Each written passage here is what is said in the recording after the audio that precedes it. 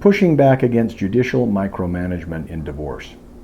In a divorce or child custody case, the court's job is to resolve legal issues, not to police every personal interaction between the parents and individual actions of parents. Sometimes, though, judges do hand down orders that sound like they're trying to babysit the parents. For example, a judge might order both parties to be respectful and not disparage each other around the kids. It sounds reasonable. They mean well, but a broad mandate like that can be problematic. The biggest problem with be nice orders is that they are vague and hard to enforce. What counts as disrespectful? It's somewhat subjective. Courts can't realistically referee every time someone feels the other was rude.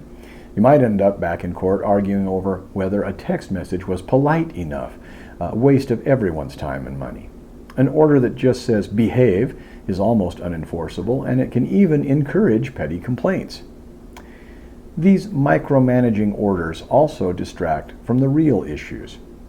Instead of dealing with concrete matters, like the actual custody schedule or support payments and things of that nature, everyone's attention shifts to arguing about tone and manners. It can feel patronizing to have a court tell you how to behave, especially if you weren't the one causing the problems.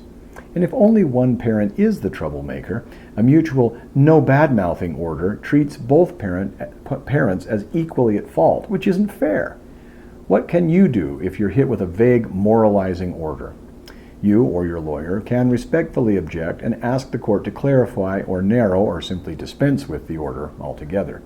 Point out that if there's a real problem to solve, the solution should be a clear, specific rule, not a blanket command to be nice, and not an overreaching or social engineering type of order. Remember, courts have concrete tools for real problems, like protective orders for threats or contempt actions for violations of actual orders.